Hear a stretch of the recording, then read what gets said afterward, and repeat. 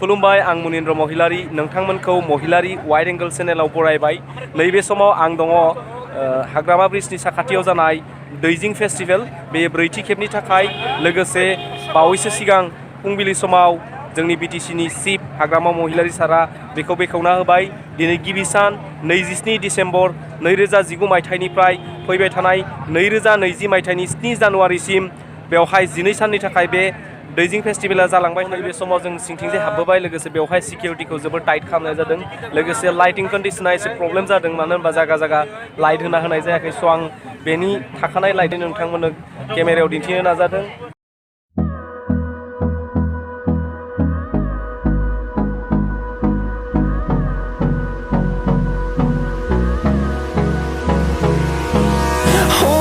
Close till I get up, time is barely on our side. I don't wanna waste what's left. The storms we chase are leading us, and love is all we'll ever trust. Yeah, no, I don't wanna waste what's left. And on we'll go, through the wastelands, through the highways, till my shadow turns to sun rays. And on we'll go, through the wastelands, through the highways. And on we'll go.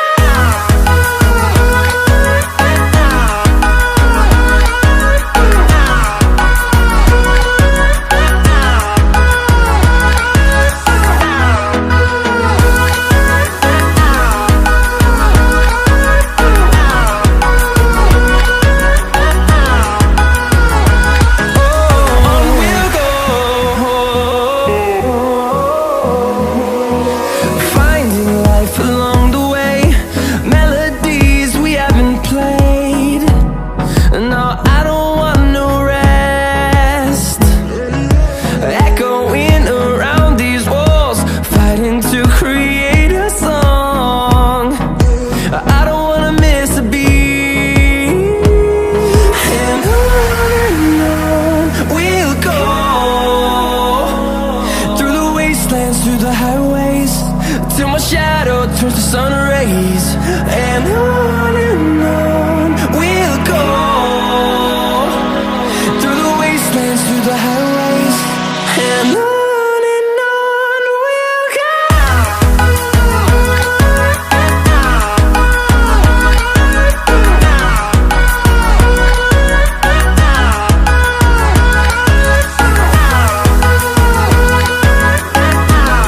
भिडिअनि क्वालिटिया एसे problem जानो हागौ मोनासम, लोगोसे गोबां जायगायाव जोङो मोजां location नुदोंब्लाबो video clip लानो हायाखै। मानो होनब्ला बेवहाय कपिराइट नांनायनि चान्स दङ, बेवहाय हिन्दी मिउजिक लाइभ पारफरमेन्स जागासिनो दङ। स' बेनि थाखायनो माखासे जायगायाव जोङो मिउजिक होनानैल' देखायनो नागिरदों। स' गाबोन नैथि सानाव जोङो साननि समनिफ्रायनो गासै नुथायखौ नोंथांमोननो दिन्थिलांनो नाजागोन। स' नोंथांमोना भिडिअखौ मोजाङै नाय, लोगोसे नोंथांमोननि जेसे लोगो दं, जेसेबां लोगोफोर दङ शेयार खालाम, जाहाथे बे ब्रैथि खेबनि दैजिं फेस्टिवलखौ नायफैनो हायो। बेयो जोबोर मोनसे फेस्टिवल जायाव आसाम गभर्नमेन्टआ बेखौ देरसिन फेस्टिवल हिसाबै गनायथि होबाय, लोगोसे इंटरनेशनल स्टेन्डार्डजों ब्रैथि खेबाव बेखौ सालायलांनो लादों। लोगोसे दिनै गिबि खेबावनो जोंनि बिटिसिनि चिफ हाग्रामा महिलारी बिथाङा गाहाय लांगोनाखौ बेखेवदों। स' दिनै नैबे समहालागै मोजां रेडि जागासिनो दङ। स' खायसे जायगाफोरा डेक'रेसन जागासिनो, सानब्रैसोनि उनावसो बेनि नुथाया मोजां जागोन, मानो होनब्ला बेवहाय गोबां खामानिया हर सान सोलिगासिनो दङ। स' जोबोर बोथोरा गुसु। जुदि नोंथांमोना मोनाबिलिनि नुथाय नायनो लुगैदोंब्ला एटलिस्ट गरम जि लाबो। स' आरो मोनसे टिप होनो नाजागोन, नोंथांमोना जुदि नोंथांमोननि फेमिलि लाबोयोबा 5 इयार्सनि बिल' गथ'फोरखौ मेन स्टेजनि साखाथियाव दालां, मानो होनब्ला बेवहाय हाइ फ्रिकुवेन्सि मेगनेट लागायनानै मिउजिक दामनाय जायो, जायाव आं जेला भिडिअ लानो थांदोंमोन बेवहायनो आंनि हार्टआ एसे प्रब्लेम बायदि मोनदों। स' बेयो नोंथांमोननि थाखाय फ्रि टिप जाहैबाय, जाहाथे नोंथांमोना मोनाबिलिनि लाइभ पारफरमेन्स नायोब्लाबो जाहाथे नोंथांमोननि 5 इयार्सनि बिल' गथ'फोरखौ बे स्टेजनि खाथियाव लाङा। स' गासैनिसिमबो साबायखर थाबाय बेबायदि भिडिअखौ नायनानै जोंखौ एनकारेजमेन्ट होनायनि थाखाय, बोलो होनायनि थाखाय। लोगोसे 7 जानुवारिसिम नोंथांमोननो गासै नुथायफोरखौ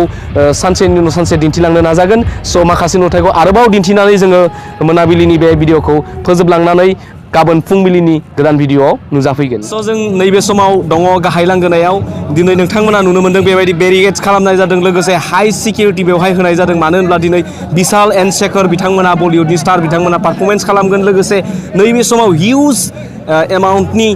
मानसिफ्रा नैबे समाव नायदिंनो थाखाय बा नायनो थाखाय हाबफैदों लोगोसे सिङाव जोबोर दङ गोबां स्टेजाव हाबबाय स' मेबि 1 आवार्सनि उनावनो बिशाल एन्ड शेखर मोना लाइभ पारफरमेन्स खालामसिगोन लोगोसे माखासे आरोबाव प्लेबेक सिंगार दङ बिथांमोनखौ नोंथांमोना नुनो मोनगोन स' जा बिथांमोना दासिम फैयाखै थाबैनो फैना नायफै लोगोसे दिनै 27 डिसेम्बरनि गिबि बेखेवजेननायनि सान लोगोसे मोनाबिलिनि भिउखौ दिनै दिन्थिदों माखासे एंगोलफ्राव साउन्ड लानो हायाखै मानो होनब्ला बेवहाय माखासे हिन्दी मेथाइ दामगासिनो दं जायाव कपिराइट नांनायनि चान्स थायो स' बेयो दैजिं फेस्टआ बे खेबाव ब्रैथि खेबाव 27 डिसेम्बरनिफ्राय 7 जानुवारि 2020 मायथाइसिम जालांबाय थागोन लोगोसे दिनै गिबि सान बे गिबि सानावनो नियार एबाउट 3 लाखनि सायाव सुबुंफ्रा बेवहाय फैदों आसाम नाङै भारत नाङै लोगोसे माखासे इन्टारनेशनेल सुबुंफोरखौबो जों फैनायखौ नुनो मोन्दों स' बावैसो सिगां फुंबिलिनि 10 बाजिसो समाव बिटिसिनि चिफ हाग्रामा महिलारिया बे गोथार थावनिखौ बेखेवना होबाय लोगोसे नोंथांमोना नुनो मोन्दों बे गाहाय लांगोना स' बेयो 10,000सो बिगानि गुवार एरियायाव एप्रक्सिमेटलि गोसारनानै दङ लोगोसे ब्रैथि खेबनि थाखाय बेखौ इन्टारनेशनेल स्टेन्डार्डजों गनायथि होबाय स' फैबाय थानाय समाव बेखौ केलेन्डार डेआव लासिगोन 27 डिसेम्बरखौ स' बेयो जोंनि थाखाय ग्रेट एचिभमेन्ट आरो लोगोसे बेवहाय गोबां एरियाफ्रावनो बे दैजिं फेस्टखौ सालायग्रा बिथांमोना बर'नि हारिमुखौ फोसावनो थाखाय नाजादों लोगोसे माखासे जोंनि गोमालांनाय खायसे कालचारखौ बेयाव श' खालामनो नागिरदों लोगोसे नोंथांमोना बे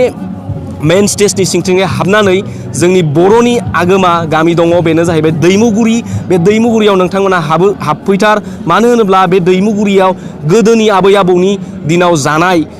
संसार जाबोनाय माखासे नुथायखौ नोंथांमोना नुनो मोनगोन बेवहाय गोमालांनाय माखासे बर' समाजनि जा बाहायनाय संसार जानायाव बेफोरखौ नुगोन लोगोसे बेयो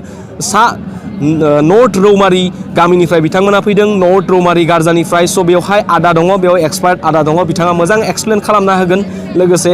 प्रिपेरेसननि जा भिडिअ बेवहाय नोंथांमोननो दिन्थिखाबाय स' नोंथांमोना नैबे समाव नुदों बेबायदि बेरिकेड खालामना होनाय जादों बेवहाय हाई सिकिउरिटिखौ होनाय जादों लोगोसे टिकेटनि प्राइसआ कनफार्म नङा मानो होनब्ला डे टु डे चेन्ज जानायनि जानोबो हागौ मानो होनब्ला जों दायालागै मोजाङै मिथिना मोनाखै मानो होनब्ला बेवहाय दिनैसो गिबि सान माखासे डिजाइनफ्रा जास'जोबाखै माखासे कमिउनिकेसना दाबो दंबावो जानो स' नैबे समाव 8 बाजिसो जाबाय मोनाबिलिनि लोगोसे जोबोर बोथोरा गुसु स' एक्साइटमेन्ट मानो होनब्ला आंनि मथै दैजिं फेस्टखौ नायनांगौब्ला मोनानि भिउआ बांसिन सारप्राइज खालामो मोनानि भिउआ जोबोर मोजां फट'नि थाखाय स' नोंथांमोना हायोब्ला मोजां DSLRफोर लाबोनानै बेनि नोंथांमोननि सायख'जानाय माखासे मेम'रिफोरखौ लांनो हागोन लोगोसे बेवहाय मोजां फट' दिखांनायनि एट्रेक्टिभ लकेसन बिथांमोना बानायदों बेफोर मुंख'जाथाव फारियै बागुरुम्बा डेन्स मोसानाय लोगोसे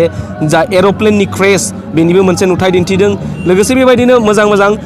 फट' लानो हानाय जनफोर दङ आरो बेवहाय स्पेसियेलि फट' जननि थाखाय मोनसे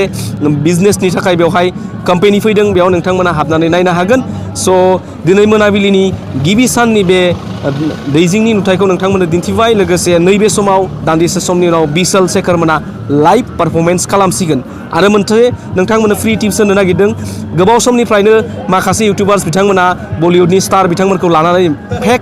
पाब्लिकेसन खालामबोदों स' नोंथांमोना जुदि नोंथांमोननि सायख'जाखानाय बा मोजां मोननाय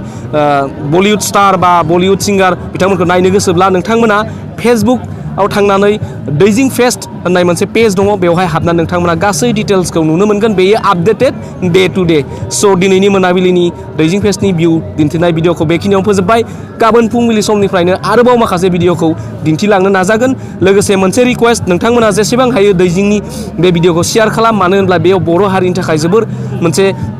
जोंनि जौगानाय हारिखौ दिन्थिनायनि मोनसे खाबु स' बेखौ जेसेबां हायो शेयार खालाम लाइक खालाम जाहाथे नोंथांमोननि लोगोआ बेखौ मिस खालामा लोगोसे आरो मोनसे रिक्वेस्ट खालामनांगोन जाहाथे नोंथांमोना रांखौ सानाबालानो एटलिस्ट नोंथांनि लाइफ पार्टनार नोंथांनि बिमा बिफा नोंथांनि बाय बाहागिखौ लाबोनानै दिन्थिफैयो लोगोसे दालांनि सानजा साइडथिंजों बेवहाय लावखार ओंखाम जानायनिबो जायगा दङ स' नोंथांमोना बेसिम फै स' दिनैनि थाखाय दोनथ'नोसै बे भिडिअखौ गुड नाइट बाय बाय जै बर' हारिनि जै